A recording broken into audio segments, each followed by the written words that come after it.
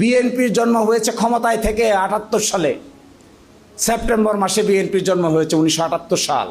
আজকে তো খুব জনগণের কথা বলেন, কিভাবে ক্ষমতায় থেকে পার্টির জন্ম দিয়েছেন, এটা বিএনপি ছাড়া এর চাইতে বড় উদাহরণ বাংলাদেশে আর দ্বিতীয়টা নাই। আজকে আপনারা এনসিপির লোকদেরকে ঠাট্টা মস্কারি করেন। আপনাদের জন্ম হয়েছিল কিভাবে? আপনাদের জন্ম কি জামাত ইসলামীর মতো হয়েছে?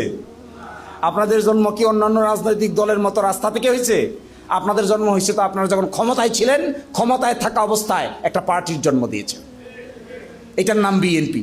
তাহলে ঠিক আছে, জন্ম দিয়েছেন, জন্ম দেওয়ার পরের আগের এবং পরের সময়টাকে কি করেছেন? বলছেন ১৯৭৫ সালের ২০ আগস্ট থেকে ১৯৬৯ সালের এপ্রিল মাস পর্যন্ত, ৭৯ সালের এপ্রিল মাস পর্যন্ত যা কিছু করা হয়েছে এইটিকে কোনো আদালতে প্রশ্ন উত্থাপন করা যাবে না।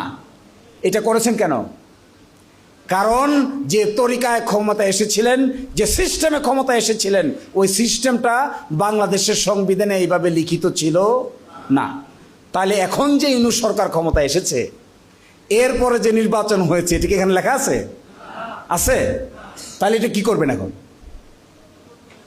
এখন কি খালি হাসপাতালে হাসপাতালে ঘুরবেন? এখন কি করবেন?